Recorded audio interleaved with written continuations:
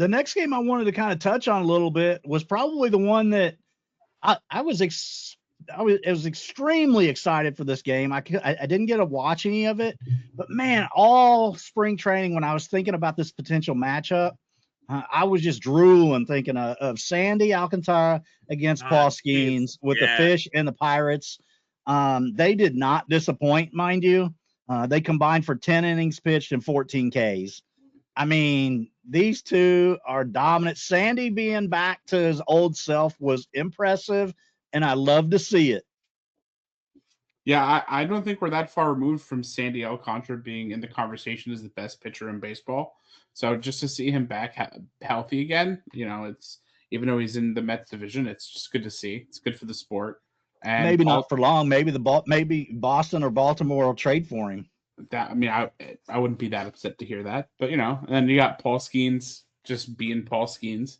It's just two teams that, the Pirates might have a little bit more to play for than the Marlins do, but just two teams that probably aren't playing for too much. Just going out there, put up good pitching wise performance. It's good to see.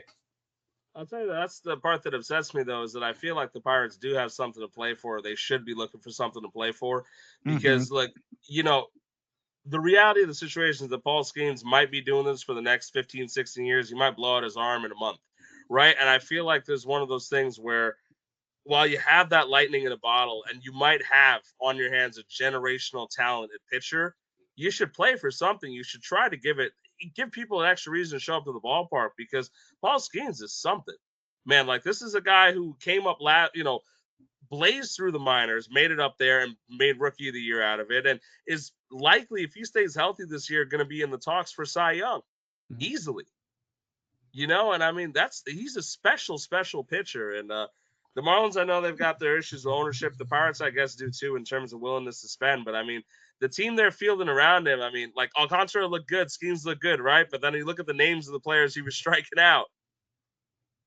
And these are not full-time major leaguers that were out there. Look, he didn't mow down 11 against the Dodgers. And I'm a big Alcantara guy too. In terms of, I think it'll be good to see him out of the division if he does get traded. I'm going to echo Peter on that one. But those two did not disappoint tonight on the Hill. It was kind of a tale of the bullpens. I mean, because it ended up being a 5-4 game, so it was fairly high scoring at the end of the game. But man, those two were just lighting it up on the bump. I was glad to see that. But then the Marlins actually won 5-4, which if you're the Pirates, you have an outside chance of making the playoffs this year.